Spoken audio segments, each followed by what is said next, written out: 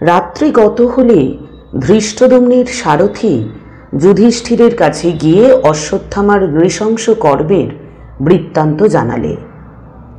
পুত্রশোকে আকুল হয়ে যুধিষ্ঠির ভূপতিত হলেন। তার ভ্রাতারা এবং সাত্যকী তাকে ধরে ওঠালেন। যুধিষ্ঠির বিলাপ করে বললেন, লোকে পরাজিত হতে হতেও জয়লাভ করে, কিন্তু আমরা জয়ী হয়েও পরাজিত হয়েছি। যে রাজপুত্রেরা ভীষ্ম, দ্রোণ ও কর্ণের হাতে মুক্তি পেয়েছিলেন তারা আজ অসাবধানতার জন্য নিহত হলেন। এরা স্বর্গে গেছেন। দ্রৌপদীর জন্যই আমি শোক করছি। নকুল, তুমি মন্দভাগ্য দ্রৌপদীকে মাতৃগণের সহিত এখানে নিয়ে এসো। তারপর যুধিষ্ঠির সুহৃদগণের সঙ্গে শিবিরে গিয়ে দেখলেন তাঁদের পুত্র, পৌত্র, সখারা ছিন্ন দেহে রক্তাক্ত হয়ে পড়ে আছেন। তিনি শোকে আকুল হয়ে অচেতন প্রায় হলেন। সুহৃদগণ তাকে সান্ত্বনা দিতে লাগলেন। নকুল উপপ্লব্য নগর থেকে দ্রৌপদীকে নিয়ে এলেন। দ্রৌপদী কাঁপতে কাঁপতে ভূমিতে পড়ে গেলেন। ভীমসেন তাকে ধরে উঠিয়ে সান্ত্বনা দিলেন। দ্রৌপদী সরোদনে যুধিষ্ঠিরকে বললেন, রাজা, তুমি ক্ষত্র ধর্ম অনুসারে পুত্রদের যমকে দান করেছ, এখন রাজ্য ভোগ করো।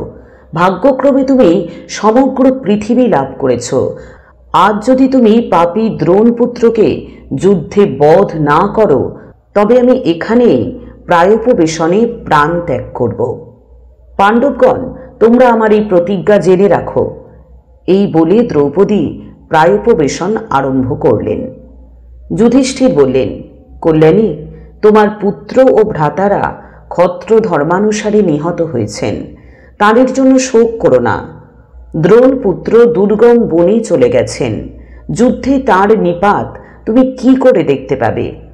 দ্রৌপদী বললেন, রাজা, শুনেছি অশ্বত্থামার মস্তকে একটি সহজাত মণি আছে। তুমি সেই পাপীকে বধ করে তার মণি মস্তকে ধারণ করে নিয়ে এসো, তবেই আমি জীবন ত্যাগ থেকে বিরত হব।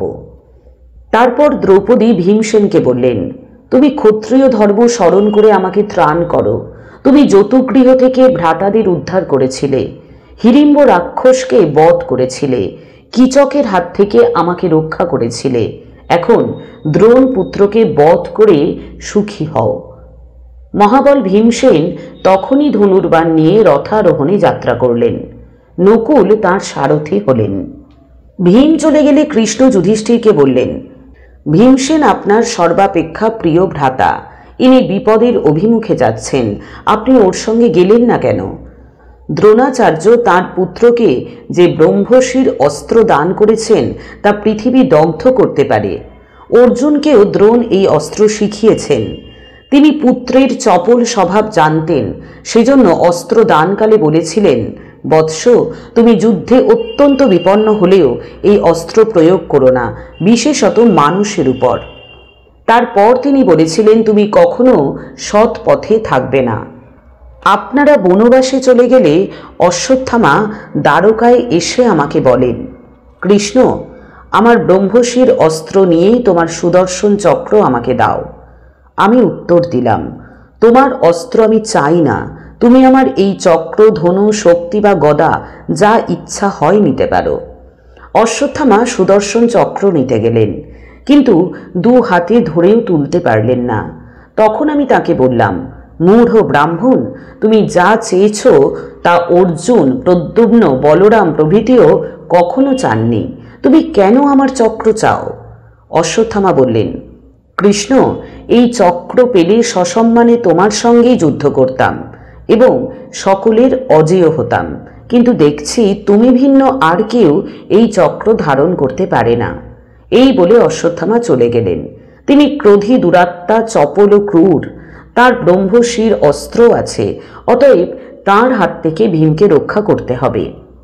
তারপর কৃষ্ণ তার গরুড়ধ্বজ রথে যুধিষ্ঠির ও অর্জুনকে তুলে নিয়ে যাত্রা করলেন এবং ক্ষণকাল মধ্যে ভীমকে দেখতে পেয়ে তার পশ্চাতে গিয়ে গঙ্গা তীরে উপস্থিত হলেন।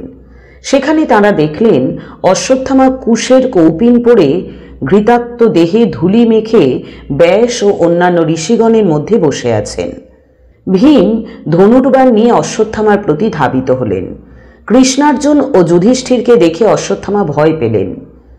তিনি ব্রহ্মশির অস্ত্র প্রয়োগের ইচ্ছায় একটি ঈশিকা নিক্ষেপ করে বললেন, পাণ্ডবরা বিনষ্ট হোক। তখন সেই ঈশিকায় কালান্তক জমির ন্যায় অগ্নি উদ্ভূত হল। কৃষ্ণ বললেন, অর্জুন, দ্রোণ প্রদত্ত দিব্যাস্ত্র এখনই নিক্ষেপ করে অশ্বত্থামার অস্ত্র নিবারণ করো। অর্জুন বললেন, অশ্বত্থামার, আমাদের এবং আর সকলের মঙ্গল হোক, অস্ত্র দ্বারা অস্ত্র নিবারিত হোক। এই বলে তিনি দেবতা ও গুরুজনের উদ্দেশ্যে নমস্কার করে ব্রহ্মশির অস্ত্র নিক্ষেপ করলেন। তার অস্ত্র প্রলয়াগ্নির ন্যায় উজ্জ্বল হয়ে উঠল।